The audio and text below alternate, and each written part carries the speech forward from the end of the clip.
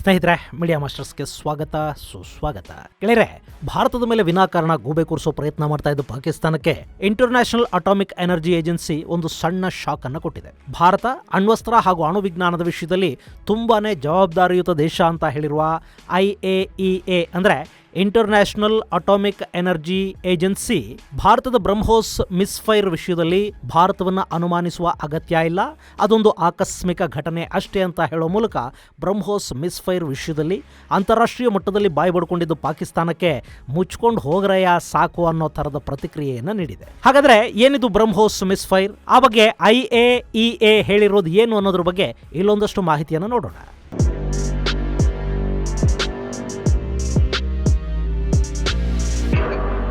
ಗೆಳೆಯರೆ, ನಿಮಗೆ ನೆನಪಿರಬೇಕು, ಮಾರ್ಚ್ ತಿಂಗಳಲ್ಲಿ ಪಾಕಿಸ್ತಾನದ ಪಂಜಾಬ್ ಪ್ರಾಂತ್ಯಕ್ಕೆ ಸೇರಿದ ಖಾನೆವಾಲ್ ಜಿಲ್ಲೆಯ ಮಿಯಾಚಾನು ಅನ್ನೋ ಗ್ರಾಮದಲ್ಲಿ ಒಂದು ಮಿಸೈಲ್ ಬಂದು ಬಿತ್ತು. ಅಲ್ಲಿ ಯಾರು ವಾಸ ಮಾಡದ ಮನೆಯೊಂದರ ಮೇಲೆ ಅದು ಬಿದ್ದಿತ್ತು. ಆ ಮಿಸೈಲ್ಗೆ ವಾರ್ ಹೆಡ್ ಇರಲಿಲ್ಲ, ಹೀಗಾಗಿ ಅಲ್ಲಿ ಯಾವ ಸಾವು ನೋವು ಉಂಟಾಗಲಿಲ್ಲ. ಹೀಗೆ ಮಿಸೈಲ್ ಬಿದ್ದ 2 ದಿನಗಳ ಕಾಲ ಇದರ ಬಗ್ಗೆ ಯಾವ ಸುದ್ದಿಯೂ ಬರಲಿಲ್ಲ. ಆದರೆ 2 ದಿನಗಳ ನಂತರ ಆ ಮಿಸೈಲ್ ಭಾರತದಿಂದ ಬಂದಿದೆ ಅಂತ ಪಾಕಿಸ್ತಾನ ಆರೋಪ ಮಾಡ್ತು. ಮೊದಲು ಪಾಕಿಸ್ತಾನಿಗಳು ಕೂಡ ಇದು ಯಾವುದೋ ಮಿಸೈಲ್ ನಮ್ಮದೇ ಇರಬೇಕು ಅಂತ ಅಂದ್ಕೊಂಡಿದ್ರು. ಟೆಸ್ಟ್ ಮಾಡುವಾಗ ಮಿಸ್ಫೈರ್ ಆಗಿ ನಮ್ಮ ಮೇಲೆ ಬಿದ್ದಿದೆ ಅಂತ ಅವರು ಭಾವಿಸಿದ್ರು. ಅಲ್ಲಿನ ಕೆಲ ಮಾಧ್ಯಮಗಳಲ್ಲಿ ಕೂಡ ಅದೇ ಥರದ ವರದಿ ಬಂತು. 2 ದಿನಗಳ ನಂತರ ತನಿಖೆಯಲ್ಲಿ ಅದು ಬ್ರಹ್ಮೋಸ್ ಇರಬಹುದು ಅನ್ನೋದು ಅವರಿಗೆ ಗೊತ್ತಾಯಿತು. ಅಲ್ಲಿನ ರಡಾರ್ಗಳು ಈ ಮಿಸೈಲ್ ಬಂದಿದ್ದ ದಾರಿಯನ್ನು ದಾಖಲು ಮಾಡಿದ್ವು. ಅದು ಹರಿಯಾಣದ ಕಡೆಯಿಂದ ಬಂದಿತ್ತು. ಹೀಗಾಗಿ ಶಿರ್ಸಾದಲ್ಲಿನ ಭಾರತದ ನೆಲೆಯಿಂದ ಇದು ಬಂದಿರಬಹುದು ಅಂತ ಪಾಕಿಗಳು ಊಹೆ ಮಾಡಿದ್ರು. ಅದು ನಿಜ ಕೂಡ ಆಗಿತ್ತು. ಅಷ್ಟೊತ್ತಿಗೆ ಇಲ್ಲಿ ಕೂಡ ಮೇಂಟೆನೆನ್ಸ್ ಸಂದರ್ಭದಲ್ಲಿ ವಾರ್ ಹೆಡ್ ಅಳವಡಿಸಿಲ್ಲದ ಮಿಸೈಲ್ ಒಂದು ಮಿಸ್ಫೈರ್ ಆಗಿದೆ ಅನ್ನೋ ವಿಷಯ ಗೊತ್ತಾಗಿತ್ತು. ಭಾರತೀಯ ರಕ್ಷಣಾ ಇಲಾಖೆ ಆ ಬಗ್ಗೆ ಒಂದು ಆಂತರಿಕ ತನಿಖೆಗೆ ಕೂಡ ಆದೇಶವನ್ನು ಕೊಟ್ಟಿತ್ತು. ಭಾರತ ಇಷ್ಟೆಲ್ಲ ಮಾಡಿದ ಮೇಲೆನೆ ಪಾಕಿಗಳು ನಿಮ್ದೊಂದು ಮಿಸೈಲ್ ನಮ್ಮ ಮೇಲೆ ಬಂದು ಬಿದ್ದಿದೆ ಅಂತ ಆರೋಪ ಮಾಡಿದ್ರು. ಇಂಥ ಘಟನೆಗಳು ಸಾಮಾನ್ಯವಾಗಿ ಆಗ್ತಾ ಇರುತ್ತವೆ. ಮಿಸೈಲ್ಗಳ ಮೇಂಟೆನೆನ್ಸ್ ಸಂದರ್ಭದಲ್ಲಾಗುವ ತಾಂತ್ರಿಕ ದೋಷಗಳು ಅಥವಾ ಸಿಬ್ಬಂದಿಯ ಅಚಾತುರ್ಯಗಳಿಂದಾಗಿ ತುಂಬಾ ಅಪರೂಪಕ್ಕೊಮ್ಮೆ ಇಂಥ ಘಟನೆಗಳು ಕೂಡ ನಡೆಯುತ್ತವೆ. ಇದು ಭಾರತದಲ್ಲಿ ಮಾತ್ರ ಅಲ್ಲ, ಅಮೆರಿಕಾದಲ್ಲಿ ಕೂಡ ನಡೆದಿತ್ತು. ಹೀಗಾಗೋ ಸಾಧ್ಯತೆಗಳಿರುತ್ತವೆ ಅಂತಲೇ ಮಿಸೈಲ್ಗಳಿಗೆ ಯಾವ ದೇಶವೂ ಕೂಡ ವಾರ್ ಹೆಡ್ಗಳನ್ನು ಜೋಡಿಸಿಡೋದಕ್ಕೆ ಹೋಗೋದಿಲ್ಲ. ಭಾರತದಲ್ಲೂ ಹಾಗೆ ಆಗಿತ್ತು. ಅಲ್ಲಿ ಮಿಸೈಲ್ ಫೈರ್ ಆಗಿದ್ದು ವಾರ್ ಹೆಡ್ ಇಲ್ಲದ ಬ್ರಹ್ಮೋಸ್.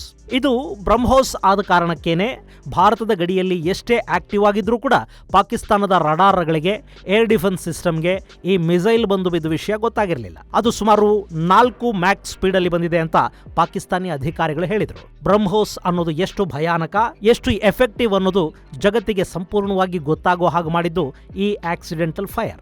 ಭಾರತ ಈ ಬಗ್ಗೆ ತನ್ನ ತೀವ್ರ ವಿಷಾದವನ್ನು ವ್ಯಕ್ತಪಡಿಸಿತು. ಇದೊಂದು ದುರ್ಘಟನೆ ಅಂತ ಹೇಳಿತು. ಆಂತರಿಕ ತನಿಖೆಗೆ ಆದೇಶವನ್ನು ಕೊಡ್ತು. ಈ ದುರ್ಘಟನೆಗೆ ಕಾರಣವಾಗಿದ್ದ 2 ಅಧಿಕಾರಿಗಳನ್ನ ಅಮಾನತು ಕೂಡ ಮಾಡಲಾಯಿತು. ಇದಕ್ಕಿಂತ ಇನ್ನೇನ್ ತಾನೇ ಮಾಡೋದಕ್ಕೆ ಸಾಧ್ಯ? ಆದ್ರೆ ಪಾಕಿಸ್ತಾನಕ್ಕಿಷ್ಟಕ್ಕೆ ಸಮಾಧಾನ ಆಗಲಿಲ್ಲ. ಅವರು ಭಾರತದ ವಿರುದ್ಧ ನಡುಬೀದಿಲ್ ನಿಂತುಕೊಂಡು ಬಾಯಿ ಬಡ್ಕೊಳ್ಳೋದಕ್ಕೆ ಶುರು ಮಾಡಿದ್ರು. ಭಾರತ ನಮ್ಮ ಮೇಲೆ ಬ್ರಹ್ಮೋಸ್ ಪ್ರಯೋಗ ಮಾಡಿದೆ, ಭಾರತದ ಅಣ್ವಸ್ತ್ರಗಳಿಗೆ ಭದ್ರತೆ ಇಲ್ಲ, ಭಾರತದ ಬೇಜವಾಬ್ದಾರಿಯಿಂದ 2 ದೇಶಗಳ ನಡುವೆ ಅಣುಯುದ್ಧವಾಗಿ ಬಿಡುತ್ತೆ, ಈಗೇನೋ ವಾರ್ ಹೆಡ್ ಇರಲಿಲ್ಲ, ಮಿಸೈಲ್ ಬಿದ್ದ ಜಾಗದಲ್ಲಿ ಜನ ಇರಲಿಲ್ಲ, ಹಿಂಗಾಗಿ ಸರಿ ಹೋಯ್ತು. ಅಕಸ್ಮಾತ್ ವಾರ್ ಹೆಡ್ ಇದ್ದಿದ್ರೆ ಏನ್ ಗತಿ? ಭಾರತ ಬೇಕಂತಲೇ ನಮ್ಮನ್ನ ಹೆದರಿಸೋದಕ್ಕೆ ಮಿಸೈಲ್ ಫೈರ್ ಮಾಡಿದೆ. ಪಾಕಿಸ್ತಾನ ಅವತ್ತು ಮಾಡಿದ ಆರೋಪಗಳೇನು 1-2? ಈ ಬಗ್ಗೆ ಒಂದು ಜಂಟಿ ತನಿಖೆ ಆಗಬೇಕು ಅಂತ ಹೇಳ್ತು ಪಾಕಿಸ್ತಾನ. ನಿಮ್ಮ ಮಿಸೈಲುಗಳು, ನ್ಯೂಕ್ಲಿಯರ್ ಮಿಸೈಲುಗಳು ಎಷ್ಟು ಸುರಕ್ಷಿತವಾಗಿವೆ ಅನ್ನೋದನ್ನ ನಾವು ನೋಡಬೇಕು ಅಂತ ಹೇಳ್ತು. IAEA ಮುಂದೆ ನಿಂತು ನೋಡಿ, ಭಾರತಕ್ಕೆ ಅಣ್ವಸ್ತ್ರಗಳ ವಿಷಯದಲ್ಲಿ ಜವಾಬ್ದಾರಿನೇ ಇಲ್ಲ ಅಂತ ಬಾಯಿ ಬಡ್ಕೊಳ್ತು.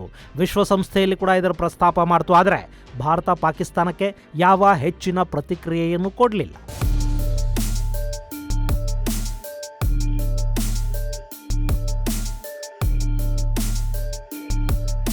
ಈಗ ಇಂಟರ್ನ್ಯಾಷನಲ್ ಅಟಾಮಿಕ್ ಎನರ್ಜಿ ಏಜೆನ್ಸಿಯ ಮುಖ್ಯಸ್ಥ ರಫೇಲ್ ಗ್ರೋಸಿ ಈ ಬಗ್ಗೆ ಮಾತಾಡಿದ್ದಾರೆ. ಭಾರತದ ಮಿಸೈಲ್ ಫೈರ್ ಅನ್ನೋದು ಒಂದು ಆಕಸ್ಮಿಕ ಅಷ್ಟೇ, ಅದರಲ್ಲಿ ಅನುಮಾನ ಪಡೋ ಥರದ್ದು ಏನೂ ಇಲ್ಲ ಅಂತ ಈ ರಫೇಲ್ ಹೇಳಿದ್ದಾರೆ. ಅಷ್ಟೇ ಅಲ್ಲ, ಅಣ್ವಸ್ತ್ರಗಳ ವಿಷಯದಲ್ಲಿ ಭಾರತ ತುಂಬಾನೇ ಜವಾಬ್ದಾರಿಯುತ ದೇಶ ಅಂತ ಹೇಳಿರುವ ರಫೇಲ್ ಗ್ರೋಸಿ ಭಾರತದ ಅಣು ಕಾರ್ಯಕ್ರಮವನ್ನ ಮುಕ್ತವಾಗಿ ಹೊಗಳಿದ್ದಾರೆ. ಜೊತೆಗೆ ಅಣು ವಿದ್ಯುತ್ ಉತ್ಪಾದನೆಯ ವಿಷಯದಲ್ಲಿ ಭಾರತ ಇನ್ನಷ್ಟು ಪ್ರಗತಿಯನ್ನ ಸಾಧಿಸಬೇಕಿದೆ ಅಂತ ಹೇಳಿರುವ ರಫೇಲ್, ಈಗ ಭಾರತದಲ್ಲಿ 22 ಅಣು ವಿದ್ಯುತ್ ಸ್ಥಾವರಗಳಿವೆ. ಭಾರತ ತಾಂತ್ರಿಕವಾಗಿ ತುಂಬಾನೇ ಮುಂದುವರಿತಾ ಇದೆ. ಹಾಗೆ ಭಾರತದ ವಿದ್ಯುತ್ ಅಗತ್ಯವನ್ನ ಪೂರೈಸುವ ನಿಟ್ಟಲ್ಲಿ ಅಲ್ಲಿನ ಅಣು ವಿದ್ಯುತ್ ಸ್ಥಾವರಗಳ ಕೊಡುಗೆ 2% ಕೂಡ ಕಡಿಮೆ ಇದೆ. ಅದನ್ನು ಅವರು ಇನ್ನಷ್ಟು ಹೆಚ್ಚು ಮಾಡ್ಕೋಬೇಕು. ಇನ್ನಷ್ಟು ಸ್ಥಾವರಗಳ ಸ್ಥಾಪನೆ ಭಾರತದಲ್ಲಿ ಆಗಬೇಕಾಗಿದೆ.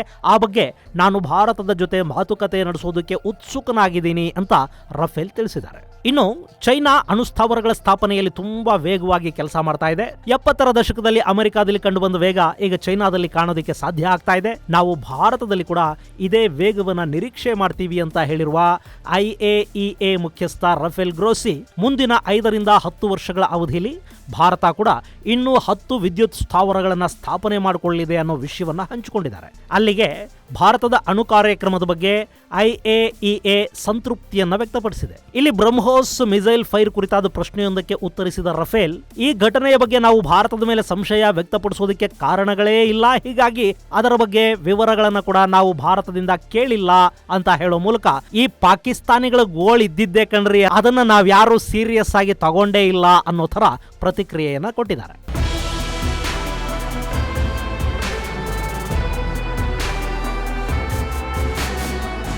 ಗೆಳೆಯರೆ, ಭಾರತದ ಈ ಬ್ರಹ್ಮೋಸ್ ಜಗತ್ತಿನ ಅತ್ಯಂತ ವೇಗದ ಕ್ರೂಸ್ ಮಿಸೈಲ್ ಅನ್ನೋ ಹೆಗ್ಗಳಿಕೆಯನ್ನು ಪಡೆದಿದೆ. ಈಗ ಭಾರತ ಅದನ್ನು ಮತ್ತಷ್ಟು ಅಭಿವೃದ್ಧಿಗೊಳಿಸ್ತಾ ಇದೆ. ಅದರ ವೇಗ, ಅಣುತಲೆಯನ್ನು ಹೊತ್ತೊಯ್ಯುವ ಸಾಮರ್ಥ್ಯವನ್ನು ಹೆಚ್ಚು ಮಾಡಿದೆ. ಅಷ್ಟೇ ಅಲ್ಲದೆ ನಮ್ಮ ಬಳಿ ಸರ್ಫೇಸ್, ಏರ್, ಸಬ್ಮರಿನ್, ಶಿಪ್ಗಳ ಮೂಲಕ ಕೂಡ ಲಾಂಚ್ ಮಾಡಬಹುದಾದ ಹಲವಾರು ಮಾದರಿಯ ಬ್ರಹ್ಮೋಸ್ ಮಿಸೈಲ್ಗಳಿವೆ. ಭಾರತ ಹಾಗೂ ರಷ್ಯಾ ಸಹಭಾಗಿತ್ವದಲ್ಲಿ ತಯಾರು ಮಾಡಲಾದ ಈ ಮಿಸೈಲ್ಗಳಿಗೆ ಫಿಲಿಪೈನ್ಸ್ ಮತ್ತು ವಿಯೆಟ್ನಾಂಗಳಿಂದ ಬೇಡಿಕೆ ಬರ್ತಾ ಇದೆ. ಜೊತೆಗೆ ಸೌದಿ ಅರೇಬಿಯಾದಂತಹ ದೇಶ ಕೂಡ ಈ ಮಿಸೈಲ್ಗಳ ಬಗ್ಗೆ ತುಂಬಾನೇ ಆಸಕ್ತಿಯನ್ನು ತೋರಿಸ್ತಾ ಇದೆ. ಇನ್ನು ಇಂಟರ್ನ್ಯಾಷನಲ್ ಅಟಾಮಿಕ್ ಎನರ್ಜಿ ಏಜೆನ್ಸಿ ಅನ್ನೋದು ವಿಶ್ವಸಂಸ್ಥೆಯ ಅಡಿಯಲ್ಲಿ ವಿಶ್ವದ ಅಣು ಕಾರ್ಯಕ್ರಮಗಳ ಬಗ್ಗೆ ನಿಗಾ ವಹಿಸುವ ಅಂತಾರಾಷ್ಟ್ರೀಯ ಸ್ವಾಯತ್ತ ಸಂಸ್ಥೆ. ಇದರ ಸ್ಥಾಪನೆಯಾಗಿದ್ದು 1957ರಲ್ಲಿ. ಆಸ್ಟ್ರಿಯಾದ ವಿಯನ್ನಾದಲ್ಲಿ ಇದರ ಕಚೇರಿ ಇದೆ. 178 ದೇಶಗಳು ಈ ಸಂಸ್ಥೆಯ ಸದಸ್ಯತ್ವವನ್ನು ಪಡ್ಕೊಂಡಿವೆ. ಇದು ಅಣುತಂತ್ರಜ್ಞಾನದ ಸುರಕ್ಷತೆ ಹಾಗೂ ಶಾಂತಿಗಾಗಿ ಅಣುತಂತ್ರಜ್ಞಾನದ ಬಳಕೆಯ ಬಗ್ಗೆ ಗಮನ ಕೊಡುತ್ತೆ. ಅಣು ಕೇಂದ್ರಗಳ ಬಗ್ಗೆ ನಿಗಾ ವಹಿಸೋದ್ರಿಂದ ಹಿಡಿದು ಅವುಗಳ ಸುರಕ್ಷೆಗೆ ತಗೋಬೇಕಾದ ಕ್ರಮಗಳವರೆಗೆ ಪ್ರತಿಯೊಂದನ್ನು ಕೂಡ ಈ ಸಂಸ್ಥೆ ನೋಡಿಕೊಳ್ಳುತ್ತೆ. ಮೊನ್ನೆ ಆಸ್ಟ್ರೇಲಿಯಾಗೆ ಅಮೆರಿಕ ಅಣು ಸಬ್ಮರಿನ್ಗಳನ್ನು ಪೂರೈಕೆ ಮಾಡೋದಕ್ಕೆ ಮುಂದಾದಾಗ ಇಂಡೋ ಪೆಸಿಫಿಕ್ ಭಾಗದಲ್ಲಿ ಅಣು ಸುರಕ್ಷತೆಗೆ ಸಮಸ್ಯೆ ಆಗುತ್ತೆ ಮತ್ತು ಅಣ್ವಸ್ತ್ರ ಭೀತಿ ಉಂಟಾಗುತ್ತೆ ಅನ್ನೋ ತಕರಾರು ತೆಗೆದಿದ್ದ ಚೈನಾ ಇದೇ IAEA ನಲ್ಲಿ ಆಸ್ಟ್ರೇಲಿಯಾ ಮತ್ತು ಆಕುಸ್ ಕೂಟದ ವಿರುದ್ಧ ಒಂದು ರೆಸಲ್ಯೂಷನ್ ಅನ್ನು ಮಂಡಿಸುವ ಪ್ರಯತ್ನವನ್ನು ಮಾಡಿತು. ಆದರೆ ಭಾರತದ ಮಧ್ಯಸ್ಥಿಕೆ ಹಾಗೂ 178 ಸದಸ್ಯ ದೇಶಗಳ ಪೈಕಿ ಸಾಕಷ್ಟು ದೇಶಗಳ ಜೊತೆ ಭಾರತ ಚರ್ಚೆ ನಡೆಸಿ ಆಸ್ಟ್ರೇಲಿಯಾದ ಬೆಂಬಲಕ್ಕೆ ಅವರು ನಿಲ್ಲುವ ಹಾಗೆ ಮಾಡಿದ ಕಾರಣ ಚೈನಾ ತನ್ನ ರೆಸಲ್ಯೂಷನ್ ಅನ್ನೇ ವಾಪಸ್ಸು ಪಡಿಬೇಕಾಗಿ ಬಂತು ಅನ್ನೋದು ನಿಮಗೆ ನೆನಪಿರಬೇಕು. ಅದೇ ಈ IAEA.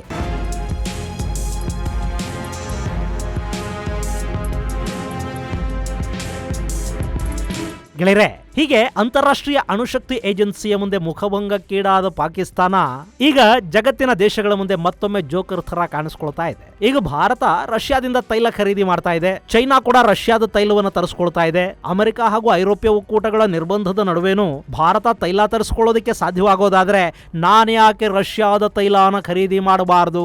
ನಾವು ಕೂಡ ರಷ್ಯಾದಿಂದ ತೈಲ ಖರೀದಿ ಮಾಡ್ತೀವಿ, ಅಮೆರಿಕ ಅದೇನು ಮಾಡುತ್ತೋ ಮಾಡಿಕೊಳ್ಳಿ ಅನ್ನೋ ಮಾತುಗಳನ್ನ ಮೊನ್ನೆ ಪಾಕಿಸ್ತಾನದ ಇಶಾಕ್ ದಾರ್ ಅನ್ನೋ ಸಚಿವನೊಬ್ಬ ಹೇಳಿದ್ದಾನೆ. ಇದೊಂಥರ ನವಿಲ್ ನೋಡಿ ಕೆಂಬಕ್ಕಿ ಪೂಕ ತರಕಂತು ಅನ್ನೋ ಗಾದೆ ಮಾತಿದೆ ನೋಡಿ, ಹಂಗಿವೆ ಪಾಕಿಸ್ತಾನದ ಮಾತುಗಳು. ಅಲ್ಲ, ಮೊನ್ನೆ ಅಷ್ಟೇ ಪಾಪ ಇದೇ ಪಾಕಿಸ್ತಾನಕ್ಕೆ ಅಮೆರಿಕ ಕರೆದು F-16 ಪ್ಯಾಕೇಜ್ ಅನ್ನು ಕೊಡ್ತು.